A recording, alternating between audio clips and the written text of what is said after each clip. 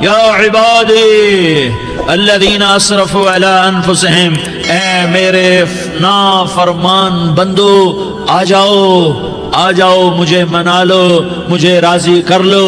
من تقرب الی تلقیتہ من بعید، تم مجھے راضی کرنے آؤ، میں آگے بڑھ کے تمہارا استقبال کروں گا. کوئی ناراض، میں کسی سے ناراض ہو جاؤں، وہ مجھے منانے آئے تو میں اس کا استقبال کروں گا یا منہ موڑ کے بیٹھوں گا اور اسے سلواتیں سناؤں گا، جلی کٹی سناؤں گا؟ میرا رب کہتا ہے لیاری کا جو مجھے راضی کرنے آتا ہے میں آگے بڑھ کے اس کا استقبال کرتا ہوں. میں کہتا ہوں آ جا میرا بندہ، میں تو کب سے تیرے انتظار میں تھا کہ کب توبہ کرے گا اور میں معاف کروں گا، کب توبہ کرے گا اور میں معاف کروں گا. اللہ کو اپنا بناؤ، اس کے در پر جھکنے کے ساتھ. ہمارے گناہوں کی حیثیت ہی کوئی نہیں ہے. بنی اسرائیل میں ایک آدمی نے 99 قتل کیے، اس کو خیال آیا میں توبہ کروں. ایک عبادت گزار کے پاس گیا اور اس سے پوچھنے لگا میں نے 99 قتل کیے ہیں، میری توبہ ہو سکتی ہے؟ اس نے کہا ہرگز نہیں، تو بڑا ظالم ہے، تیری کوئی توبہ نہیں. اس کو غصہ چڑھا، اس نے اسے بھی قتل کر دیا، 100 کر دیے. پھر اس کو خیال آیا میں توبہ کروں تو وہ ایک عالم کے پاس گیا اور اس سے پوچھنے لگا میں نے 100 قتل کیے ہیں، کیا میری توبہ ہو سکتی ہے؟ کہ بیٹا کیوں نہیں ہو سکتی توبہ؟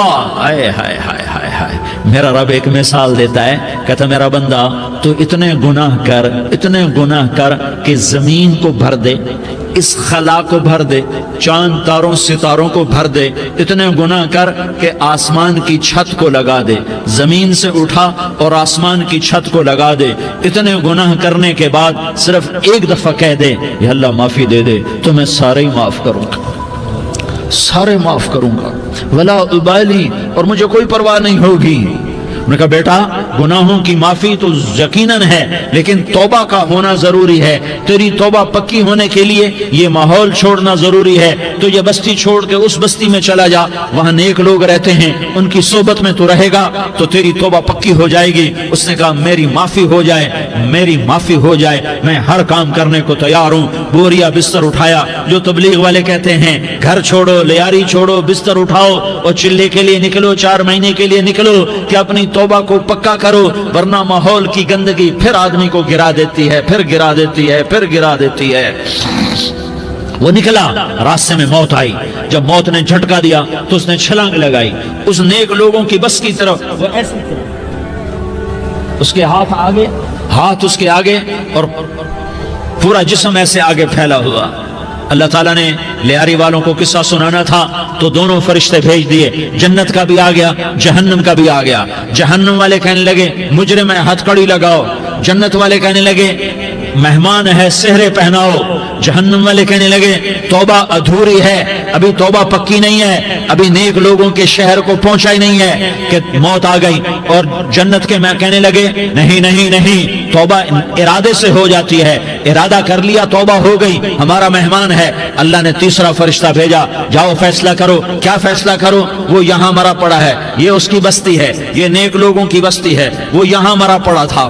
اللہ تعالیٰ نے کہا فیصلہ کیا کرتا ہوں کہ یہ فاصلہ ناپو، اگر گھر کے قریب ہے تو دوزخ والے لے جاؤ، اگر نیک لوگوں کی بستی کے قریب ہے تو جنت والے لے جاؤ. یہ میرا فیصلہ ہے. ہائے ہائے واہ میرا رب، میں تیرے قربان. ہوا کیا تھا؟ وہ گھر کے قریب تھا اور نیک لوگوں کی بستی سے دور تھا. جب ناپنے لگے تو اللہ تعالیٰ نے ادھر والی زمین سے کہا جو نیک لوگوں کی بستی کی طرف سے تھی، اللہ تعالیٰ نے اس زمین سے کہا سکڑ جا، اور جو گھر والی زمین تھی اس کو کہا پھیل جا.